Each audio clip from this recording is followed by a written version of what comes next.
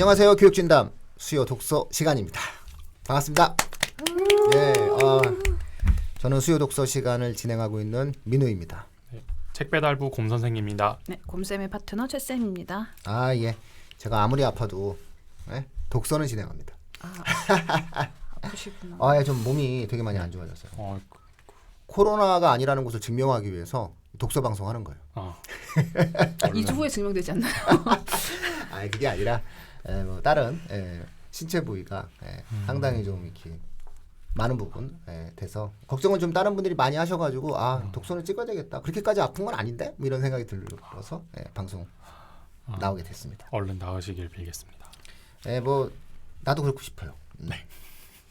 자, 오늘 책이 냉장고의 탄생이죠? 네. 그래요. 냉장고 이거 없으면 이거 힘들어요. 자, 그러면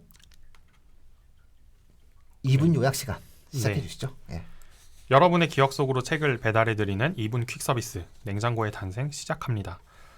지금 갖고 있는 전자제품 중에 단 하나만 가질 수 있다면 여러분은 어떤 걸 선택하실 건가요? TV, 스마트폰, 컴퓨터? 지금 여름이니까 에어컨을 선택하실 분도 많으실 거라 생각합니다. 하지만 주방 한 켠을 묵묵히 지키고 서 있는 냉장고를 선택하실 생각은 없나요? 냉장고 없는 삶을 한번 상상해 보시죠. TV가 없으면 사람들과 이야기를 나누면 되고 스마트폰과 컴퓨터가 없으면 책을 보면 되지만 냉장고가 없으면 무엇으로 대체할 수 있을까요? 하지만 놀랍게도 인류가 냉장고를 사용한 지는 고작 200년이 되지 않았습니다. 차가움이라는 성질을 잘못 이해했던 과학적 무지 때문이기도 하고 차갑게 만드는 데 필요한 만큼의 에너지를 만들지 못했던 기술적 한계 때문이기도 합니다. 그래서 냉장고는 역사의 끄트머리에 와서야 우리에게 모습을 드러냈습니다. 하지만 냉장고가 없었다고 인류가 시원함을 만끽하지 못했을까요? 그렇진 않다고 합니다. 고대 페르시아 귀족들은 집에 창고를 만들어서 샤베트를 즐겨 먹었고 1800년대 중반엔 이미 아메리카에서 중국에 이르는 국제적인 얼음무역 네트워크가 형성돼 있었다고 하네요. 신기하지 않으신가요? 이렇게 각자가 처한 환경에서 차가움을 가둬두려 노력한 공학의 역사와 자연의 원리에 대한 이해가 진전되는 열역학의 발전, 뉴욕의 얼음을 떼다가 자메이카에 팔아야겠다는 꿈만으로 시작한 벤처 스타트업 기업가의 모험담, 거기에다가 인류의 미래 기술에 대한 전망이 한데 모여있는 다채롭고 풍성한 책, 냉장고의 탄생입니다. 그렇죠. 이거 냉장고. 그 고산 윤선도 선생이 그 복일도 거기 막 갔었잖아요. 거기 가지고 나중에 낙향해가지고 거기서 사셨잖아. 근데 거기서도 그 본인이 빙고를 만들어가지고 거기서 얼음 저장해가지고 여름에 그 빙수 같은 거 이렇게 화채 같은 거 만들어 먹고 그랬어요. 네. 그리고 한여름에도 이제 그 동빙고 서빙고가 원래 그런 거잖아요. 그리고 그렇죠. 그래서 이제 그 얼음을 가지고 이제 사신들이 오면은 화채 같은 거 대접하고. 뭐 얼음 많이 쓰였지. 자, 얼음 없으면 어떻게 살아요, 그죠? 냉장고 없었던 시절에 살아본 적 없죠? 없죠. 네, 그렇죠. 여기서 나이 나와서 내가 차마 내가 무슨 말을 못해. 여기서 이제 이 방송 들으시는 분 중에 나 우리 어렸을 때 냉장고가 없었는데? 라고 생각하시는 분이 또 계십니다. 그러면 차가운 걸 어떻게 드셨어요? 차가운 게 얼음을 배달해서 먹는 거죠. 그건 본 적 있죠. 그 동네 얼음집. 얼음집. 네. 얼음집. 얼음이라서. 네. 얼음집, 동네 얼음집. 그 동네 얼음집. 네. 그걸 아는구나. 동네 얼음집을. 저 학교 다닐 때 같은 반 친구 중에 부모님이 얼음집 하는 친구가 있었어요. 동네 얼음집이 있었다니까요. 그러니까 생각보다 그런 부분들에 대한 역사가 짧았어요, 우리가. 자, 굉장히 재밌겠는데요. 우리의 일상적인 생활 속에서 이게 저장의 수단도 되는 거잖아요. 그렇죠. 내가 초등학교 때 그 일기 중에 그 누구누구네 집도 냉장고를 샀다. 이제 우리 친구네 집 중에서 냉장고가 없는 집은 없다. 이렇게 쓴 적도 있었어요. 냉장고. 이거 되게 중요한 겁니다. TV가 전 가정에 보급된 게 빨라요? 냉장고가 빨라요? TV가 좀 더 빠르지 않을까 싶은데요. 저는. 왜냐면은 우리 집 기준으로 보면 TV가 먼저 있었어요. 저 어렸을 때 TV 있었거든요, 우리 집에. 그 동네 형들 다 우리 집 와서 있었거든요, 테레비. 테레비 6시에 띵. 그때는 6시. 화면 조정 시간 나오면 이제 그때부터 해가지고 TV 봤거든요. 그러니까는 우리 집에서 다 테레비 봤었고 그 다음에 한참 후에 뭐 냉장고가 나왔으니까. 예. 근데 TV인데 냉장고가 없는 것도 되게 이상한 예. 이상한 느낌. 예, TV가 먼저 있었어요. TV가 아니라 때레비지 때레비. 자, 이종 보통 키워드로 넘어가 봅시다. 네, 제가 고른 이종 보통 키워드는 금성입니다. 골드스타라고 하죠. 금성. 네.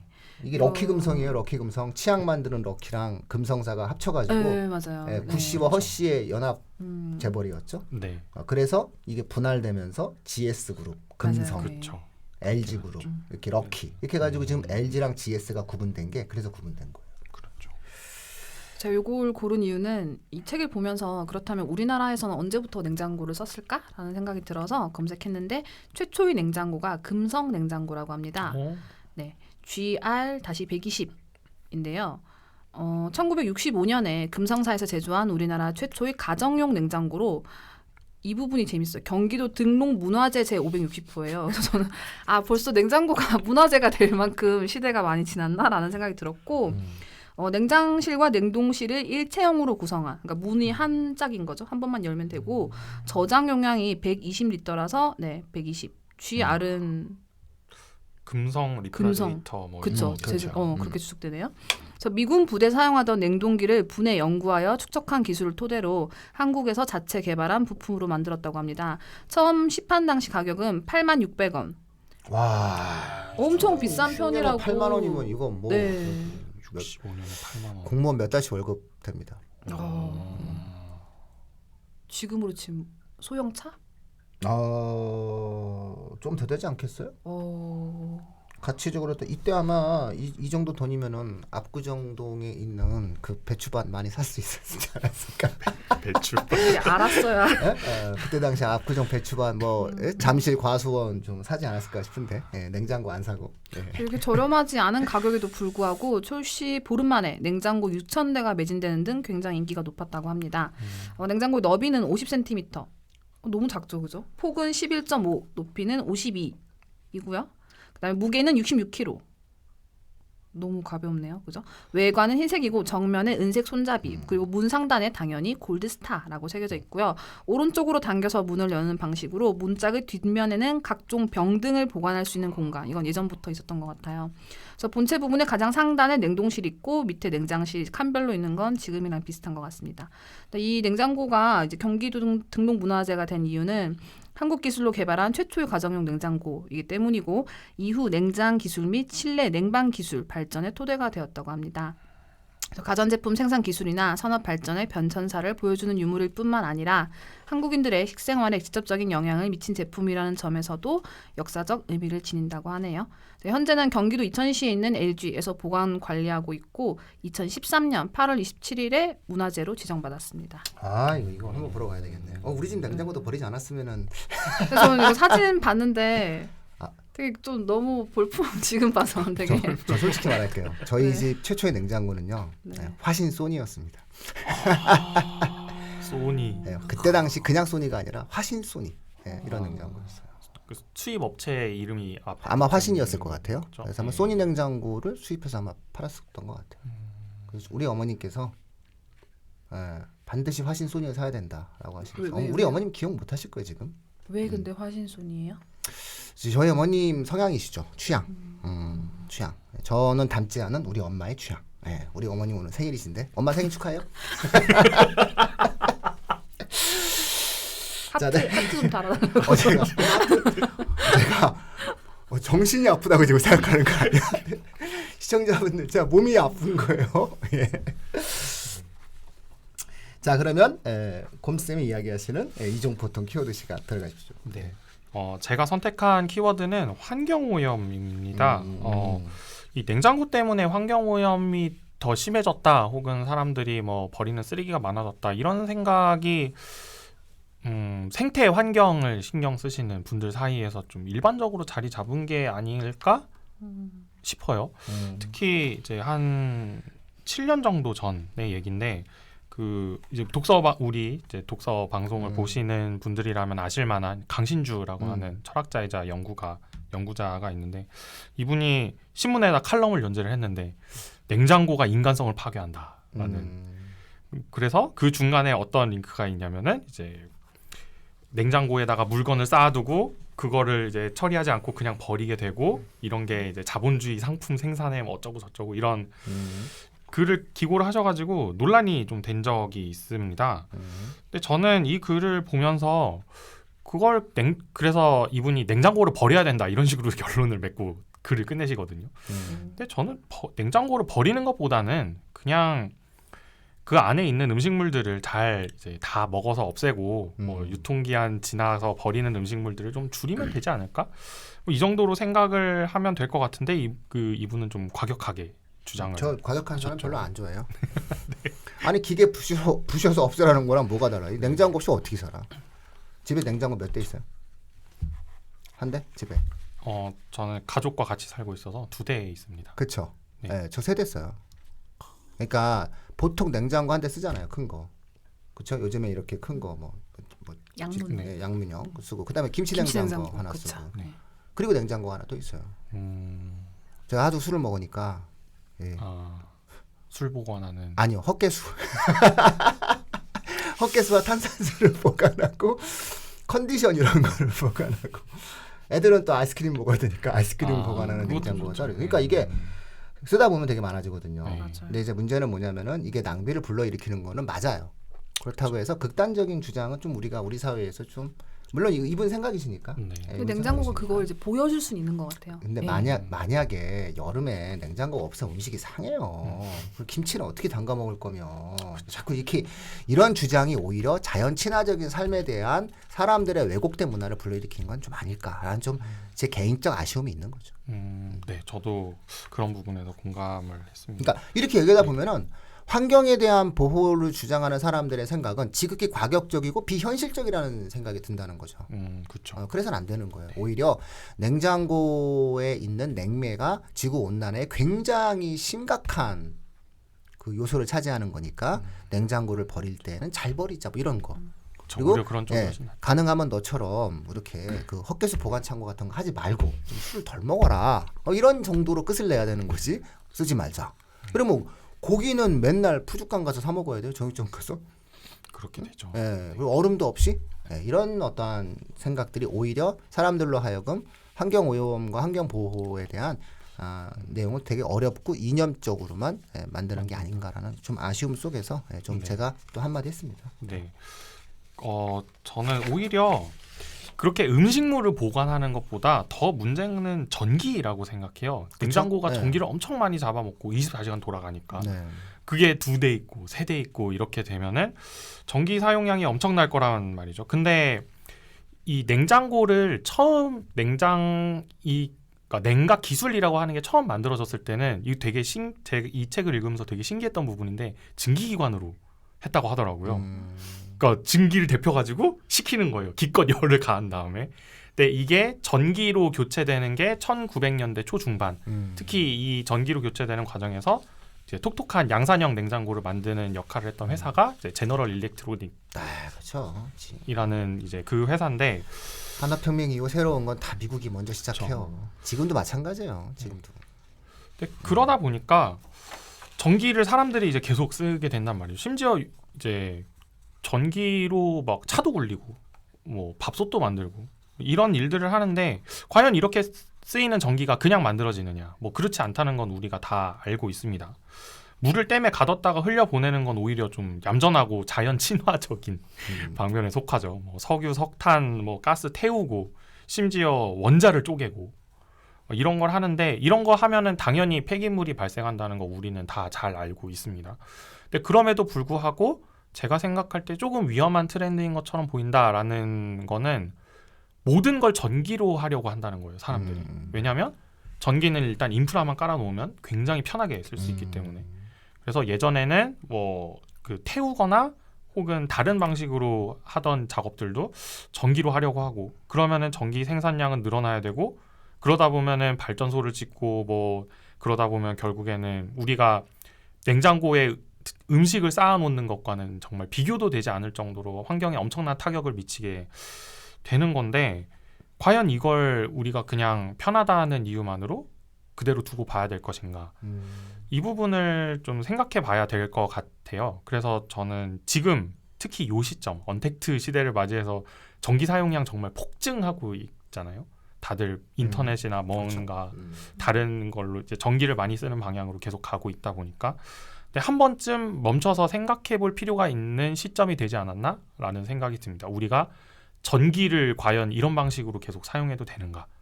혹은 그렇다면은 전기를 생산하는 거는 어떤 방식을 택해야 되는가? 사실 굉장히 논쟁적인 지점이죠. 여기서 막 그 테슬라 얘기 나오고, 네. 그다음에 나오기 시작한 얘기가 엄청난 얘기가 나오죠. 그렇죠. 직류냐 교류냐 요즘 막 얘기 막 나오잖아요. 그러다 보면 피라미드까지 가. 심지어 독서 방송이지만 그 최근 그 코로나 시대 속에서도 그 미국 증시 대장주가 지금 테슬라인 거는 뭐 되게 유명한 사실이잖아요. 네. 쭉쭉쭉 올라가고 있다 뭐 이렇게 나오는데 왜 자동차 기업이 코로나를 맞이해서 1등이 되나 뭐 이런 의문점은 있긴 하지만 어쨌든 본론으로 다시 돌아와 보면은 우리가 전기를 사용하는 방법에 대해서 한번 좀 생각해 봐야 되지 않을까. 이렇게 전기를 사용할 거라면은 기술적으로 엄청난 혁신을 가져와서 환경을 덜 해치는 전기 생산 방법을 고안해 내거나 혹은 이런 트렌드가 문제라고 생각한다면은 우리 스스로 전기 사용량 자체를 줄이는 방법을 고민해 봐야 되는 그런 시점이 아닐까. 그리고 그게 우리 환경 오염에 미치는 영향이 상당할 것이다 라는 면에서 저는 환경 오염이라는 키워드를 한번 가지고 와봤습니다. 네, 알겠습니다. 자, 그럼 이제 아이랑 투게더 시간입니다. 네, 제가 가져온 것은 금성이랑 연관해서 떠올린 건데 LG 사이언스 홀입니다. 네, 여기가 여의도 LG 트윈센터 서관 3층에 위치했다고 하고요. 자, 이제 블로그를 몇 군데 쌍둥이 빌딩. 네, 거기죠. 내가 참 저기 그때 당시에도 그거 참 젖었을 때 그 빌딩이 우리나라에서 상당히 높은 빌딩이었어요. 63 빌딩 만들어지기 전에. 근데 지금도 눈에 띄긴 하니까 사실 예쁘게 지었지. 예, 눈에 띄게 하니까. 근데 여기는 이제 엄마들 사이에서는 꽤나 유명하고 예약은 하기 힘들지만 유익하고 퀄리티도 좋다고요라고 써져 있는 걸 제가 요 문구를 그대로 가져왔습니다. 근데 이제 한동안 코로나라서 관람이 안 되다가 8월 3일부터 내일이네요. 내일부터 되네요. 네, 8월 3일부터 가능하고 개인 관람은 지금 토요일만 가능한데 예약이 굉장히 어렵다고 해요. 근데 엄마들이 이렇게 막 기다렸다가 마치 무슨 조용필 콘서트 예약하듯이 그렇게 LG 다니시는 분들 통해서 한번 하시겠죠, 뭐. 근데 그 예약이 되게 어려운데 가면 다 굉장히 만족하신 것 같더라고요. 왜냐면 이게 무료예요. 네, 무료라서 어머니들 굉장히 좋아하시고 매우 만족스럽겠네요. 네, 그리고 부산에도 있다고 하더라고요, 한 군데. 네, 두 군데가 있고 제가 찾아봤는데 보다 보면 사진을 봐도 그렇고 저도 가고 싶어요. 네, 방이 5군데가 있는데 첫 번째는 바디 스토리라고 해서 몸과 관련된 과학이라고 합니다. 그래서 핸드 스캐너, DNA 퍼즐, 세포 만화경, 우리 몸에서 나는 여러 가지 소리, 페이스메이커, 그래서 뭐 멜라닌 색소에 따른 얼굴 변화 뭐 이렇게 나와 있는데 다 게임 형식이나 뭔가 체험 형식으로 돼 있어서 아이들이 되게 쉽게 재밌게 할 수 있게 돼 있고 아들 딸 게임 이거 재밌을 것 같아요. 유전에 관련된 게임이라고 하는데 네. 그다음 두 번째 방은 하우스 스토리라고 하고 이 책과 관련이 되어 있다고 봅니다. 우리 집안의 과학의 요소들을 살펴보는 것이고 방금 곰쌤이 말씀하셨던 뭐 전자제품 전력 소비량, 그다음에 전자제품 스캐너, 보이스 마스크, 요거는 자기 목소리를 음성 변조해보는 거라고 해요. TV 스튜디오는 영상 찍어서 합성도 해보는 거고 로봇 청소기로 축구 게임 하는 것도 있다고 합니다. 그다음에 세 번째 방은 시티 스토리라고 도시와 관련된 과학 다루고 있고요. 전기 자동차를 체험해 볼 수 있습니다. 그다음에 무선 통신, 또 도시의 지하 모습을 관찰할 수 있고 풍력 발전도 해볼 수 있다고 하네요. 네 번째 방은 사실 이거 지구 스토리라고 써져 있었는데 얘만 한글로 돼 있어서 주사위 게임인데 에코레이스라고 하니까 뭔가 환경을 지키기 위해서 하는 게임일 것 같고요. 탄소 발자국 계산기, 그다음에 화가 로봇이 아이 얼굴을 직접 그려준다고 해요. 근데 마지막 방에는 3D 극장이 있는데 되게 시시할 것 같지만 어머니들의 그 평에 의하면 아이들이 감탄하며 본다고. 현재 애들이니까. 그래서 2시간 20분이 후딱 지나간다고 합니다. 저 이거 강추 드릴게요. 네. 네네. 드디어 관람이 가능하게 돼서 너무 기쁘네요. 그렇죠. 가전은 LG. 뭐 이렇게 되는 거죠. 우리나라 사람들이 제일 좋아하는 또 가전. 그렇죠? 네. 자, 우리 곰쌤이 만든 이제 아이랑 투게더 시간에는 뭐가 있죠? 네, 제가 선정한 책은 이 아이랑 투게더라는 이름에는 조금 어울리지 않을 것 같은데 장하석의 온도계의 철학이라고 하는 책이 있습니다. 아니요, 아이랑 같이 이걸 읽으면 되죠. 예. 아닐 거예요. 아닐 거예요. 그 네. 아이가 어떤 아이냐? 다 중고등학생들도 엄마 입장에서는 다 아이입니다. 네. 제가 예전에 그 감염도시 읽을 때 그 이 장하석의 과학 철학을 만나다라는 책을 추천해 드린 적이 있는데 또 이제 장하석 선생의 책을 갖고 오게 되었습니다. 요즘 핫해요 이분. 그렇죠. 네. 네, 세계적인 정말 명성을 얻고 있는 분이죠. 근데 냉장고의 탄생 우리가 이제 소개해 드리는 이 책의 중반부가 저는 이제 그 하드코어 문과생인데 문과생 입장에서 읽기엔 약간 힘든 점이 있어요. 왜냐하면 그 연력학이 어떻게 열을 다루는 혹은 열을 바라보는 관점을 바꾸게 되었나 이걸 다루는 부분인데 굉장히 간략하게 다뤄져 있어서 조금 읽기에 난해한 부분이 있었는데 이 부분, 이 책에서 중간에 한 70에서 80페이지 정도 되는 부분을 500페이지로 불렸다라고 생각하시면 이 온도계의 철학이라는 책이 됩니다. 500페이지라는 말 안 해야 읽지. 네. 그래서 600 가까이 되는데 줄인 것 같아요.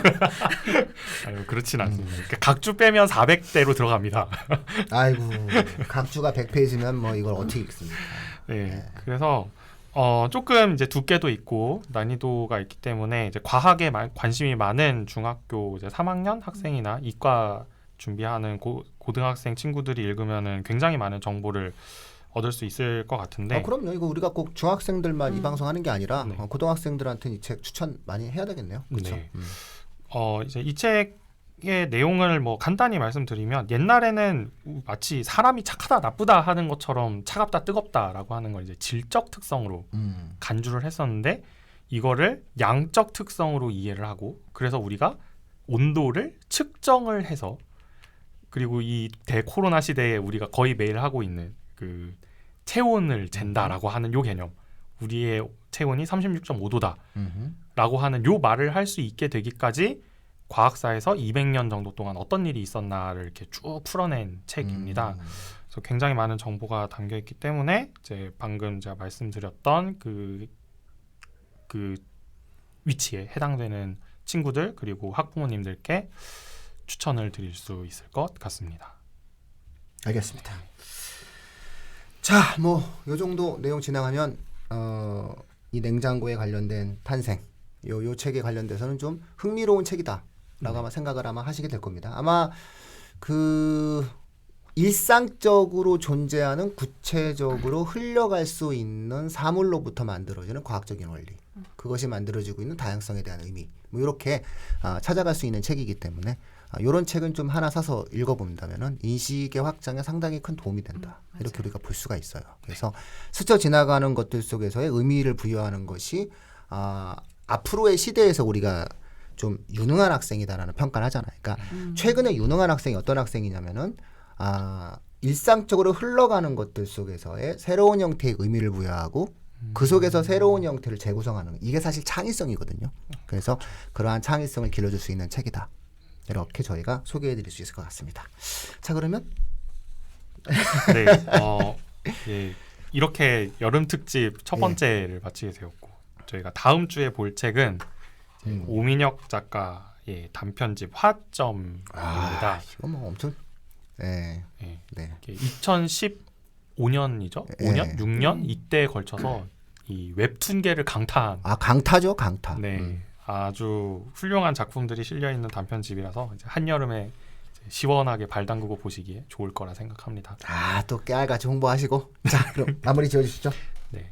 교육진담 수요독서 코너는 청취자 여러분과 함께 책을 가볍게 하지만 꼼꼼하게 읽어나가는 방송입니다. 여러분의 손길에서 책장을 넘기는 소리의 숫자만큼 댓글, 좋아요, 구독하기, 링크 공유 부탁드립니다. 감사합니다. 네, 청취자 여러분 고맙습니다. 감사합니다.